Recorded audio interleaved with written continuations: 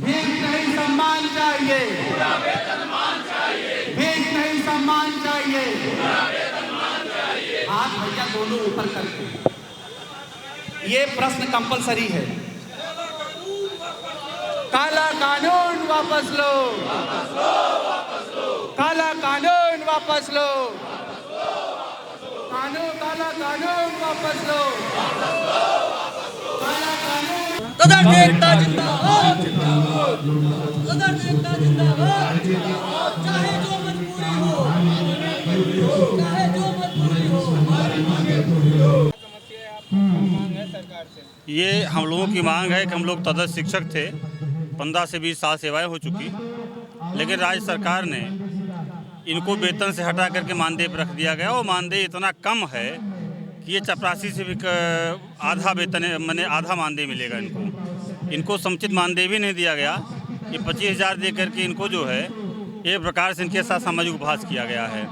ये हम लोगों की मांगे है कम से कम मानदेय तो इतना हो कि कम से कम भरपेट आदि अध्यापक भोजन कर सके, अपना जीविकोपार्जन कर सके। तमाम ऐसे अध्यापक है जो लोन लिए हुए हैं, उनका जो है महीने में 25,000 30,000 किस्त आती है, वो लोन भी नहीं अदा कर पाएंगे। ये हम लोगों के साथ बड़ी जाती हुई है। ये सरकार ने बड़ा न्याय किया है, कम से कम जो है 50,000 के ऊपर इनको मानदेय देना चाहिए था, क्योंकि सेवाएं सबकी लंबी हो चुकी हैं। लगभग इसमें 27 जनपदों से इसमें शिक्षक हैं और ये उन जनपदों से आए हुए हैं जहां पर उत्तर प्रदेश सरकार हारी हुई है। ये हमें जो लगता है कि इन शिक्षकों की वजह से, क्योंकि ये भाजपा कार्यकर्ता थे, पदाधिकारी थे, इस चुनाव में जब इनकी सेवा समाप्त कर दी गई और सेवा समाप्त करने के बाद जो है ये मानदेय दिया गया, अभी हालता मानदेय दिया गया है, कैबिनेट में प्रस्ताव आया हुआ है। तो ये 2 जुलाई को प्रस्ताव आया कैबिनेट में, इसके खिलाफ जो है ये धरना चल रहा है। और ये योजना ये है कि भारतीय जनता पार्टी के जो पदाधिकारी हैं और सदस्य हैं, ये अपनी संस्था से भी इस्तीफा देने वाले हैं और आज निकल रहे थे, प्रदेश कार्यालय जाना चाहते थे, लेकिन पुलिस बल का प्रयोग हुआ। पुलिस बल ने जो इनको वहाँ तक जाने नहीं दिया है और जिस कारण से प्रदेश कार्यालय जा करके अपना इस्तीफा नहीं सौंप पाए हैं। बहुत ही शीघ्र ये लोग प्रदेश कार्यालय में जा करके प्रदेश अध्यक्ष को सामूहिक इस्तीफा सौंपेंगे।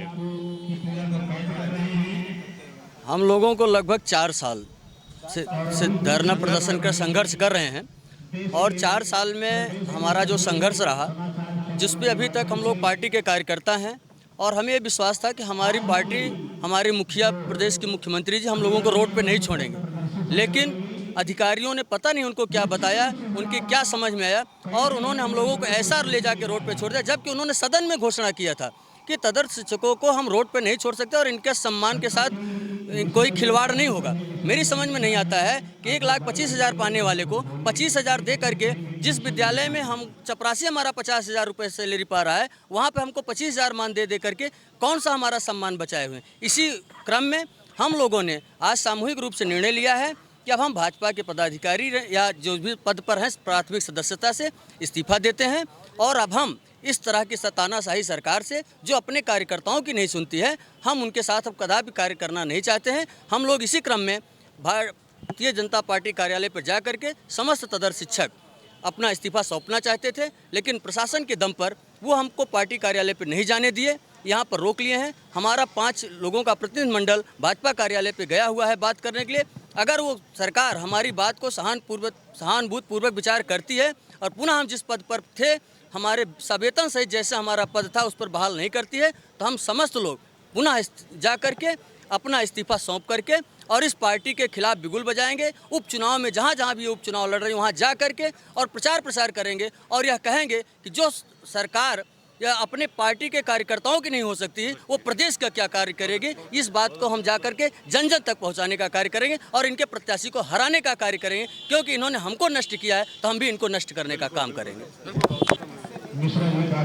अब तक मैंने ऐसा कोई बाकी नहीं, हमारे जो शिक्षक विधायक हैं, सांसद हैं, या जितने भी स्नातक एमएलसी हैं, सारे लोगों ने हमारी बात को माननीय मुख्यमंत्री जी तक पहुंचा दिया है। मुख्यमंत्री जी को हमारी एक एक छोटी छोटी चीज़ों के बारे में पता है। मुख्यमंत्री जी स्वयं निर्णय नहीं लेना चाहते हैं। अब हम लोग ये जान गए कि मुख्यमंत्री जी स्वयं निर्णय नहीं लेना चाह रहे हैं हम लोगों के लिए, अपने कार्यकर्ताओं के लिए, क्योंकि हर बात मुख्यमंत्री जी को जानकारी में है। ऐसी कोई बात नहीं जो मुख्यमंत्री जी तदर्थ शिक्षक के बारे में नहीं जानते हैं।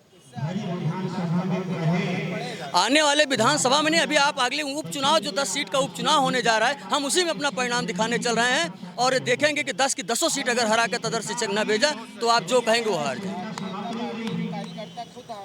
भारतीय जनता पार्टी के हम लोग कार्यकर्ता हैं। भारतीय जनता पार्टी के लिए बूथ से लेकर के हर जगह लड़ते रहते थे, हर जगह कार्य करते रहते थे, और आज भारतीय जनता पार्टी का कार्यकर्ता ही स्वयं जो है भूखों मरने की कंडीशन पे आ गया है, तो ऐसी सरकार से हम कौन सी उम्मीद करें।